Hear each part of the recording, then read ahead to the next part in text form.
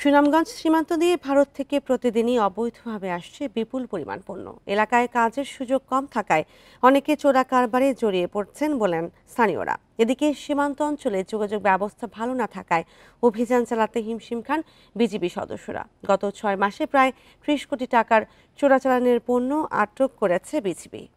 আর এই বিষয়ে আরও জানাতে সুনামগঞ্জ থেকে যুক্ত হচ্ছেন সহকর্মী জাকির হোসেন। জাকির, ভারত থেকে কি ধরনের পণ্য চোরাচালান হচ্ছে, বিজিবি কি ধরনের ব্যবস্থা নিচ্ছে? দেখুন, সুনামগঞ্জ একটি সীমান্তবর্তী জেলা। 12 উপজেলার মধ্যে 6 উপজেলায় কিন্তু সীমান্তবর্তী উপজেলা। এই সীমান্ত দিয়ে আমরা প্রতিদিনই দেখছি বিভিন্ন প্রসাধনী সামগ্রী, মশলা, শাড়ি থেকে শুরু করে আমরা যদি গতকালকের কথা যদি বলি, গতকালকেও আমরা দেখছি বিভিন্ন ধরনের ঔষধ কিন্তু চোরা কারবারিরা অবৈধ পথে নিয়ে আসছে। তো সুনামগঞ্জের যে বিজিবি রয়েছে অর্থাৎ সীমান্তরক্ষী বাহিনী, তারা কিন্তু প্রতিনিয়তই কিন্তু তারা এইসব চোরা কারবারিদের কাছ থেকে পণ্য কিন্তু আটক করছে।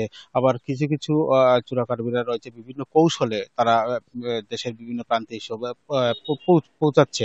তো আসলে যেহেতু সুনামগঞ্জের সীমান্তবর্তী যে সড়কগুলো রয়েছে, সেই সব সড়ক আসলে খুবই ভঙ্গুর অবস্থা, যার ফলে বিজিবির যে আবিধানিক কার্যক্রম, সেই কার্যক্রম কিন্তু তারা পরিচালনা করতে অনেকটাই হিমশিম খাচ্ছে। আমি কথা বলেছিলাম সুনামগঞ্জ 28 বর্ডার গার্ডের অধিনায়ক লেফটেন্যান্ট কর্নেল জাকারিয়া কাদেরের সাথে। তিনি আমাকে জানিয়েছেন যে তারা তাদের সবসময় যে নজরদারি রয়েছে সীমান্তে প্রহরায়, সেই নজরদারি কিন্তু তারা করছেন এবং বিওপিতে যে সমস্ত লোকবল ছিল আগে, তার চেয়ে লোকবল আরেকটু বৃদ্ধি করা হয়েছে, যাতে কোনো চোরা কারবারিরা মানে তাদের যে কার্যক্রম সেটা পরিচালনা না করতে পারে। এছাড়াও পুশিন একটা ঘটনা ছিল সম্প্রতি, সেটাও কিন্তু তারা প্রতিহত করার জন্য বিজিবি তৎপর ছিল।